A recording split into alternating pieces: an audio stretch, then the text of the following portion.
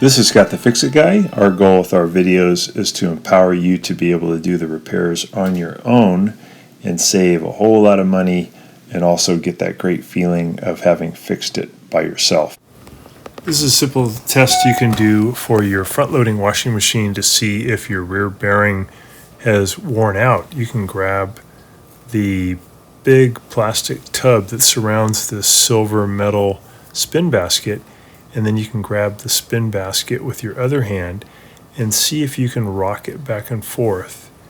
And if there's a little bit of play, like a 1/16 of an inch, that's okay. But if it's more than that and it really rocks around, it could be trouble. If you spin it and it sounds like it's clanking, that could be a sign that the spider bracket that's behind where I just pointed, one of the welds might have broken. There's usually 3 or 4 weld points.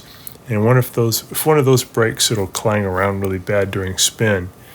More commonly, though, the rear bearing right here in the middle wears out due to loading it with too much heavy things like bathroom mats, and they wear out prematurely.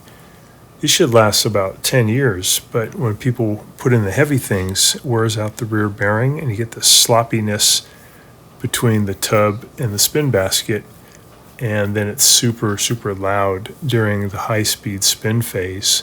Usually a clanging sound, or it might sound like a jet taking off. You get this banging around that occurs. So this one looks really good. It's not worn out, and the tolerances are really tight. So yeah, during high-speed spin, it would sound very loud, like a jet taking off. That would be the most telltale sign of a worn-out rear bearing. Thanks so much for watching our video. We really appreciate your support. And when you get a chance, please press the subscribe button below so you can be subscribed, and also the notification bell so we can send you more videos about appliance repair. Please also give us a thumbs up if you enjoyed the video.